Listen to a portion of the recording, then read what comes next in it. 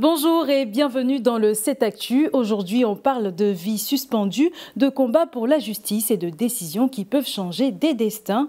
Voici les titres. Le gouvernement ivoirien lance une nouvelle offensive sociale pour soutenir les familles vulnérables. 3 grands projets sont engagés pour lutter contre la pauvreté.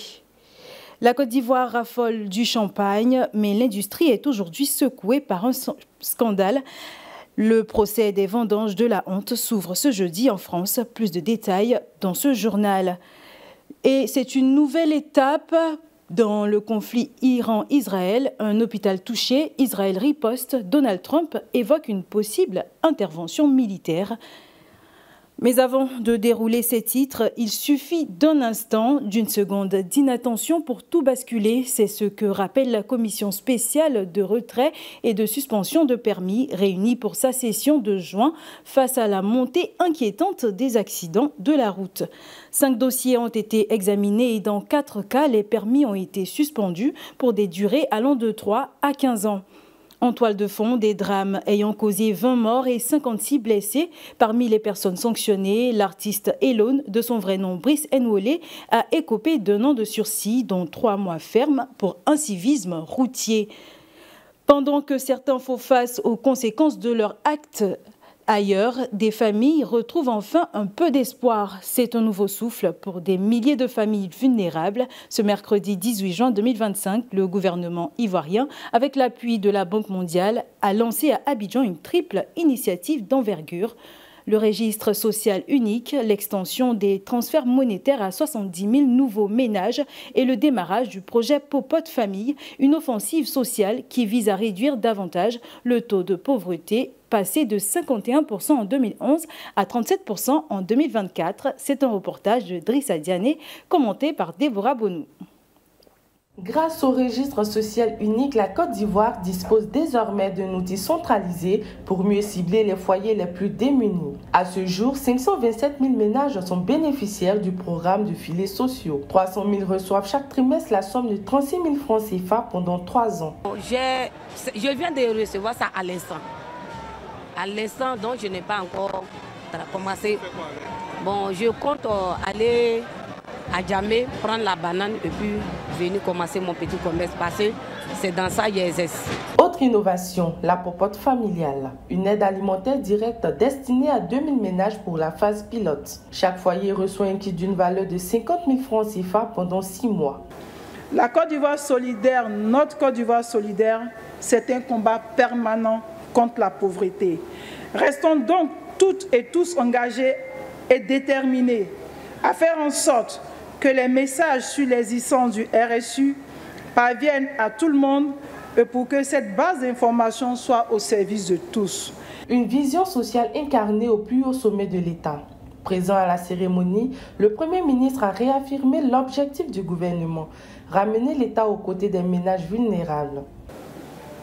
Il y en a à qui on donne l'argent, mais qui prennent une partie pour garder, mais travaillent avec l'autre partie, de sorte que si c'est 36 000 francs que vous leur avez donné aujourd'hui, demain les 36 000 francs font des petits-enfants et l'argent devient 50 000, ça devient 80 000, ça devient 100 000, ça devient 150 000. Voilà ce que nous attendons de vous.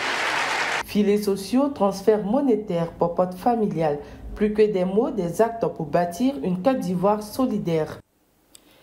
Dans un tout autre registre, le saviez-vous, la Côte d'Ivoire est le 2e pays importateur de champagne sur le continent africain. La boisson originaire de la France, particulièrement prisée lors des événements publics, cache parfois une sombre réalité. Ce jeudi souffre ainsi le procès des vendanges de la honte, une affaire mettant en cause 57 travailleurs africains. C'est le récit d'Ashley Duprat. Derrière les bulles, la souffrance silencieuse. Annelle le répond dans la Marne en France. En septembre 2023, 57 travailleurs africains ont vécu l'enfer pendant 8 jours. Entassés à 7, 10 voire 15 par chambre, ces saisonniers travaillaient dans les vignes jusqu'à 10 heures par jour pour produire le fameux or pétillant. Le tout pour une promesse de 80 € par jour, soit un peu plus de 50 000 francs CFA. qu'ils n'ont d'ailleurs jamais reçu. Ce qu'ils ont fait, vraiment, ça ne se fait pas et tout. En 2023 et jusqu'en 2025, on ne peut pas savoir jusqu'à présent, il y a des traits des êtres humains et tout.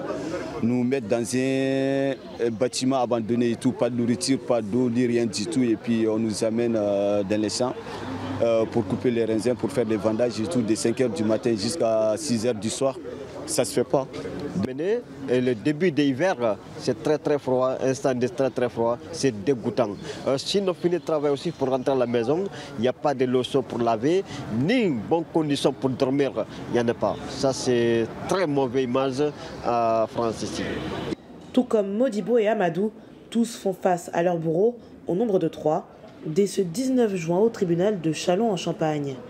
Si la société de prestations agricoles mise en cause encourt jusqu'à 7 ans de prison et un peu plus de 98 millions de francs CFA d'amende, les attentes autour de ce procès sont bien plus grandes.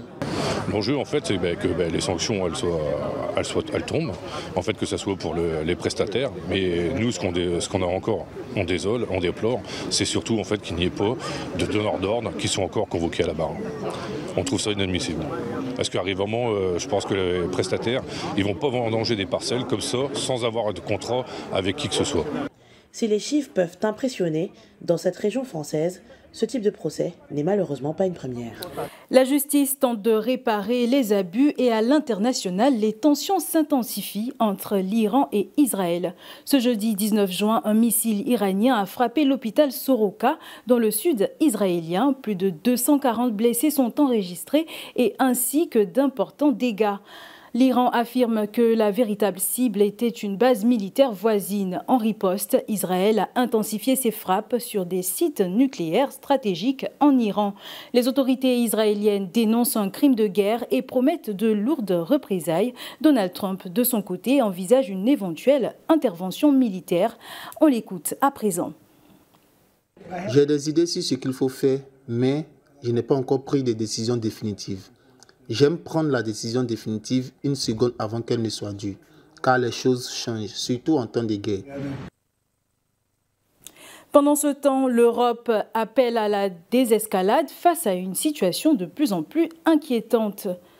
Alors que le monde s'inquiète d'une possible escalade militaire, un autre combat silencieux continue ici-même dans nos familles et nos communautés. Aujourd'hui, 19 juin, le monde célèbre la journée mondiale de la drépanocytose, une journée de sensibilisation autour d'une maladie génétique qui touche des millions de personnes à travers le globe. Le thème retenu cette année, faire de la drépanocytose une priorité de santé publique. En Côte d'Ivoire, plus de 6 000 enfants naissent chaque année avec cette maladie, selon le ministère de la Santé. Dans notre émission 7 Info le soir, nous recevons une bénévole de la Fondation LIA, une ONG qui consacre son combat à la reconnaissance de cette maladie comme un problème de santé publique. C'est un rendez-vous à ne pas manquer ce soir dans le 7 Info le soir à 18 h 30. Voilà qui met fin à ce 7 Actu. Merci de nous avoir suivis et surtout, on se retrouve très bientôt pour d'autres éditions.